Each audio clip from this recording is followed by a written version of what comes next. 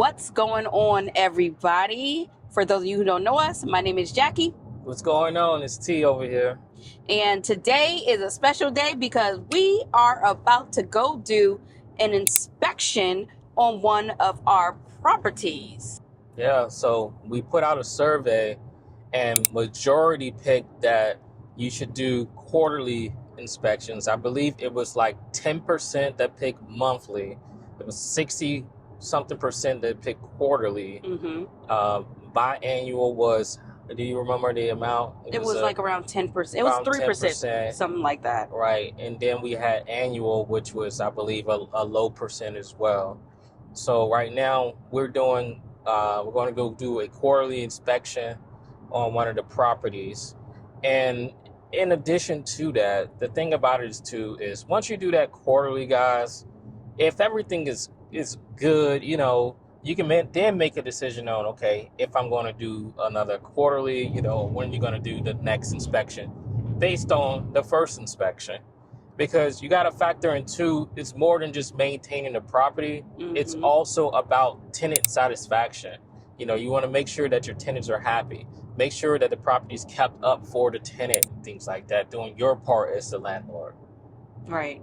And also, we don't know if we'll be able to show exactly what we look for during the inspection. It's just all up to whatever the tenant says, if she wants us to do it or not. But just to piggyback off of what T said, there are very specific things that we are looking for when we go into any inspection. And even before a tenant even signs the lease or anything like this, we set the precedence how our inspections go.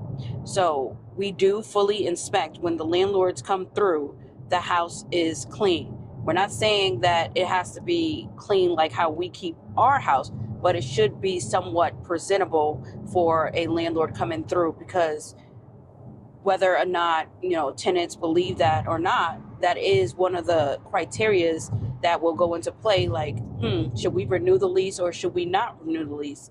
Because, having an unkept house leads to other things down the line. And also, what else we're looking at is responding to our different questions and making sure that you are doing the minor things to maintain the house. And one of the biggest things is changing the filters. That has a major impact on our HVAC system. Yeah, so what Jack was talking about a minute ago about the cleanliness, it's really unsanitation. So give you an example, we walked into one of the properties and there was poop all on the carpet, and there was Pampers and smeared poop all on the floors. And blood. And food. In the bathroom, you had, the toilets wasn't flush. You can kind of get an idea about that. And the whole, the toilet seat was filled with piss, So those type of things, and even behind that, on the floor, there's poop stains all smeared up. That's clearly unsanitation, right? So those are things that we're talking about, keep it clean, and then clothes just piled all on the bed, no dresser, and things are just a hot mess. I mean, things like that for our example for unsanitation. And then you can talk about even things that draw pests, for example, in the kitchen. So things like that, for example. Yeah, because then they'll come back and they say, oh my goodness, we have roaches, or we'll have this, or we have that. And our first question is going to be, well, what did you do to prevent it? Because the roaches was not in the home before you came to the house, or the bugs were not there before you came into the house. Now, we do understand we are in Florida. There will be bugs that will come in, but we're talking about, like T just mentioned, things that attract it. Like, are you making sure that your food is contained and not just putting it out and just all over the place? Making sure that when you have the food in the pantry, the bags are rolled down and stuff. We're not here to micromanage, okay? Because that would just be crazy. You don't need to rent to anybody that you need to micromanage. And if you feel like that you have to micromanage anybody, maybe that is the wrong tenant that should not be in your house. Yeah, so I mean, it's a lot that goes into it with the inspection, down to starting off just with the statute itself with access. It's the tenant allowing you access. That's to be a part of your inspection. We have our own inspection checklist that we created. It's quite simple to create one, but you want to create it based on your statute as well as based on the things that are at your property. But again, start off with the simple things. Access granted. Then was a proper notice given within the reasonable time? Did the tenant respond? Things like that. You start off with structural on the outside as well. So start off with the exterior things to look at first, and then you make your way around to the interior for inspections. We have a checklist. I'm not certain if there's a way that we can drop it. I don't know how we'll do that, in case anyone's interested, but we'll figure it out some way, guys. Yeah, we can figure it out on how we can provide that checklist, especially to people interested in becoming landlords. And one thing that T didn't mention on there is how is the tenant with the neighbors. Because if you go back to that one unruly tenant that we had, they made our neighbors' lives really, really real hell over there. So we're looking at that as well. There's many, many factors that goes into just an inspection with a tenant. And you don't necessarily have to be like, oh, well, this is what I'm looking for or whatever. You could be discreet about what you're looking for, but you always want to make sure that the tenant is aware of whatever findings you have. And depending on whatever findings you have, depending on your state, will dictate how much notice that you have to give the tenant in order to cure the items that are in violation of the lease. Yeah, depends on your state. So, it goes by that statute. So that's why it's important to really learn that, because you don't want to make a simple mistake like that, because then I talked about in the previous video with illegal evictions. That happens a lot, and that's why Yes. I keep bringing it up, because there's several situations where tenants talk about, well, the landlord just came and told me to get out, or the landlord came and I came home, my locks were changed. We actually experienced that. Yes, we We did. came home and our locks were changed, and it wasn't for non-payment or anything. It was just on the fact because the landlord got upset because I stood up to him because he tried to come and out, in the property and bully us as tenants, basically, and make a threat. And I stood up to him, and then he basically ran away and snipped and everything, and it was a big old mess. So he didn't like the fact that he couldn't bully us like he bullied other tenants. Right. So he basically did an illegal eviction, and that could lead to jail time, unfortunately. So you got to be careful, because with him, he had a reputation of doing illegal evictions, though. That's the thing. So it led up to a couple of days in jail for him. But thing is, with that particular landlord, they didn't have any tenants that was willing to stand up to him. Because most of the time, even in our situation, a lot of these times tenants don't have the money to be able to fight the landlord in court. And in some cases, the landlord don't even have money to fight the tenant in court. But this was one of the times that a lawyer had overheard us, and because we were just frustrated, and she took our case for free and went against the landlord. So that was that situation. But to T's point, it's so many different ways you can get caught in a situation where you will find yourself illegally evicting a tenant. Even with our case right now, T, okay, the tenant has not turned over the keys, has not done it legally. There is nothing in the home, anything like that. Some landlords would take that, oh, well, she left. But you can't just assume that she left, and we can't assume that she abandoned the property. It doesn't matter if she does not have utilities on. None of that matters. What matters is she is still in an active lease. Regardless of whatever she wants to do, her and her husband, that's on them. So the reason why we're going with the eviction route is because that's the safest route, and that is the route that we know guaranteed will make sure that we will get back possession the legal way. Well, with that, Jack, we started with the 7-day notice to cure. So that's Right. the reason we're continuing on with the eviction for non-compliance route. And when speaking about abandonment has a timeline. Abandonment in the state of Florida is 15 days, for example. So you have to prove that the property was abandoned for 15 days. In this case, with this tenant, it'll be very challenging because of the way, all these accusations and things like that. And with abandonment, it's quite risky. I mean, very risky, because you're talking about they're going to want evidence from the neighbors. Mm-hmm. And if it's not someone that's summoned to court to testify, things can be viewed as hearsay. So that's a challenge. So you have to get that from your neighbors. Then you have to show, hey, they were moving out, things put on the street, evidence of that. You have to, again, show 15 days of, not being at the property. And then you're talking about the disconnection of services, the water and electric. And then with the electric companies, they typically don't give you any evidence because it's they said it's not what is it? It's a private company. It's a private, yeah, it's a private. So it's a lot that goes into really proving abandonment. So that's not the safest route, unfortunately. I mean, they make it kind of challenging for landlords when you're taking that route.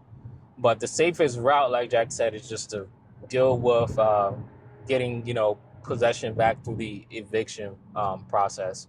Now, I mean, it's a different option too if the tenant decides, you know what, I don't want to be here no more, but again, that can't be done unilaterally from the tenant's perspective. The landlord can come to an agreement, you know what, this isn't working out. Hey, I'm going to let you move out. But the key is things have to be in writing, guys. There has to be a document to basically concur that both agree that this is no longer working and the keys and everything are properly turned over. So everything that you handed them, not missing 2-3 keys, everything that you handed them was handed back to you and in, the same condition, things like that. And to go along with the keys, if you have anything that has like electronic access, that's another one. You have to make sure that is properly turned back over to yourself. You have removed all access from the tenant. All that goes into that whole, whether or not the tenant has properly turned over anything back to the landlord. And that is definitely the situation that we're going through right now with the other tenant. And this is why we are showing it on YouTube, the eviction process, because we just want to show landlords that you don't necessarily need a lawyer. Now, if you feel comfortable getting a lawyer, by all means, get a lawyer. But you do not need a lawyer to go through this process. And we strongly believe that at least you should try to do what you can do in order to go through this process, because you should definitely know whether or not you have a lawyer. You should know the law, the landlord tenant laws in your state, because you could be in a situation where a lawyer would tell you, oh no, well, that can't happen. Because as you know, the first tenant, the lawyer told us, well, we can't put out a tenant for unsanitary reasons. And that's how we knew we just couldn't deal with a lawyer. Like, that was just crazy talk. And it was clearly in the statute. But, they hadn't dealt with a case like that before, and they weren't comfortable. So they just said that can't happen. And we proved them wrong once again. Yeah, I mean, sometimes, you kind of might know a little bit more than the actual lawyer, because majority of the times the lawyers are just doing the same repetitive cases, which is for non-payment. Even when we go down to the courts, they are unfamiliar with non-compliance. So, when things aren't as familiar because they're not practiced as much, that's the thing, not practiced as much, but it exists, it's clear as day right there in the statute. You might want to try to do things, on your own. We'll go into details further on another video, because there's a way that you want to prep yourself as well for that. Right. So we're just going to take y'all for the day on what it's like to do an inspection. If we can get inside the house, then we will. You'll see it. But definitely we can show you the outside, what we're looking for and things like that. So stay tuned, and we'll catch y'all back when we get to the house. All right, so we are inside one of our properties for an inspection. And the first thing to start with for Florida, for example, is coming to the property within the reasonable hours. It has to be between 7:30 a.m. to 8 o'clock p.m. And the tenants need to receive at least a 24-hour notice. So that's one thing on the checklist that's already checked off the block. And we are in the property, so the entrance was allowed. So we are already checking 2 items off on the checklist. These walls like Are in are literally the immaculate. same. Like you typically expect some type of like fingerprints, wall, something just normal wear and tear, but the walls like they haven't been touched. It's like it's very different, Right. because very rare. You don't really see that And it's the at all. finish that we had in the paint. And this goes back to when we chose the paint. Which we had the satin, right? Yeah, The I think satin so. finish. So the next thing you want to talk about is appliances. Yeah, you want to make sure your appliances are intact. I mean, you can clearly see the appliances are intact here. Same thing here. The appliances are intact. Let me go. There we go. That one Appliances just are has intact. a hard So pull. that's the thing. You want to make sure that your appliances are intact. The The dishwasher. dishwasher, you know, and you also want to ask, are there any issues or concerns with them? But again, you checking them out, making sure that things power on and work, and good to go. Okay. And we also check the water Yeah. to make So sure it with the runs. water, I mean, you want to make sure there's no leaks. You can check around the rim there, and I do not see There's no any leak. leaks Okay. there. And So the washing machine. yeah, as far as we don't want to go back there Oh because yeah. of Yeah. But the cat. the cat. But Yeah. that's what we're looking for as far as like the appliances. Just make sure that they're in very good condition. Even with the main bathroom over here. You want to make sure that the toilet's flush, because Mm-hmm. it's all about preventative maintenance. You don't want to have to come back. I mean, you don't want something to happen and then you got to fix it. Right. While you're here, you want to already make sure that it is working. Mm-hmm. While we're doing that, we're walking on the floor to make sure, because as you know, there's a certain way you take care of tile in the home, and we're just making sure you don't hear any squeakiness, any of that sticky stuff, or anything like that. So, Yep. And another thing you want to observe too is the smell of like smoke. If there's no smoking in your property, you want to make sure that you don't smell, marijuana and things like that. So right. that's something else you want to make sure is good to go. Okay. You want to go outside to see if there's anything Yeah, out let's go there? outside. Well, before going outside, checking the locks too. So you see that the locks um have been this property around that the locks work. Mm-hmm. So don't have to worry about the locks. The locks are good to go. Okay.